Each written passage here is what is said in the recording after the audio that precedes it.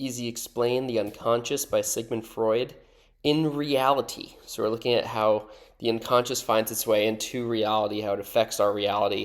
And this is comparing it to the title of one of our earlier videos in this playlist, The Unconscious in Dreams, right? So looking at Freud's actual analysis and interpretation of dreams. Now we're looking at how it's actually going to affect us in our waking life, our conscious life, our shared social constructed reality, right? So 4 quotes to focus on here, 4 larger passages, I guess we could say, but I think it's a good cap to this work, to this chapter, to this theme, to this development of Freud's concept of the unconscious. So let's start with the first one, looking at the unconscious as a psychic reality. First part of this, Freud says, the unconscious must be accepted as the general basis of the psychic life. The unconscious is the larger circle, which includes the smaller circle of the conscious. Everything conscious has a preliminary unconscious stage, whereas the unconscious can stop at the stage and yet claim to be considered a full psychic function. So here we really got to think about the unconscious as really what psychic life is. That is psychic reality. Everything else we're experiencing, we're remembering, we're dreaming, right? It's all coming from there, even our waking conscious states. To go on with the same passage, Freud continues that the unconscious is the true psychic reality.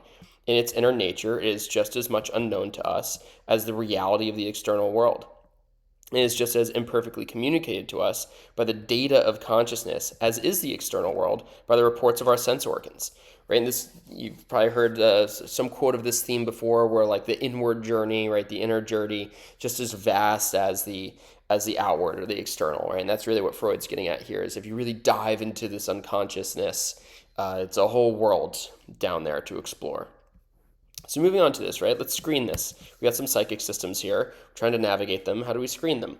So Freud says that we describe the relations of the two systems to each other and to consciousness by saying that the system preconscious is like a screen between the system unconscious and consciousness. The system preconscious not only bars access to consciousness, right? It acts as a safety valve, as in the prior section, but also controls the access to voluntary motility and has control of the emission of mobile cathectic or cathartic energy, a portion of which is familiar to us as attention.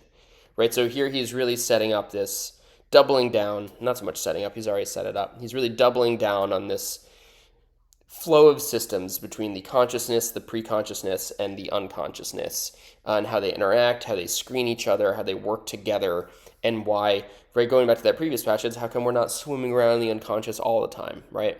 It wouldn't work. With cathartic energy floating around, with the actions we need to take in daily waking life, we could not operate unconsciously for Freud. So what does this mean for material reality? Third of the fourth passage here in this final section. Freud says that whether any reality is to be attributed to the unconscious wishes, I cannot say. Right? There's that inevitable unknowableness of the unconsciousness. Reality must, of course, be denied to all transitory and intermediate thoughts.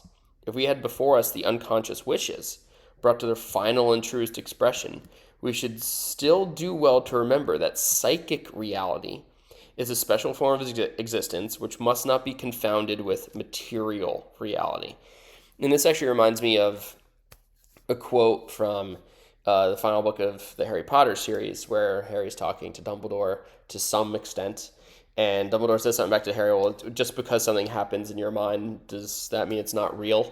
And I think that's really what Freud is getting at here as well, right? That psychic reality is just as real as material reality, maybe in a slightly different way, a slightly different medium or mode, but who's to say that it's, not its own valid, fully fleshed out form of existence?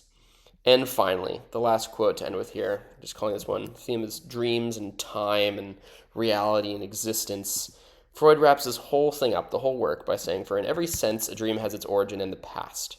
The ancient belief that dreams reveal the future, like prophecy or visions, is not indeed entirely devoid of truth.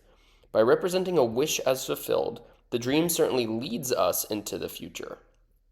But this future, which the dreamer accepts as his present, has been shaped in the likeness of the past by the indestructible wish, this indestructible nature of the unconscious. It is here, it's not going anywhere, it's around for us to explore for all of time. We can tap into it with dreams, carry our dreams with us. And this is directly going to influence Jung in a lot of way, and we're going to go into Jung next. But for now, hope this helps.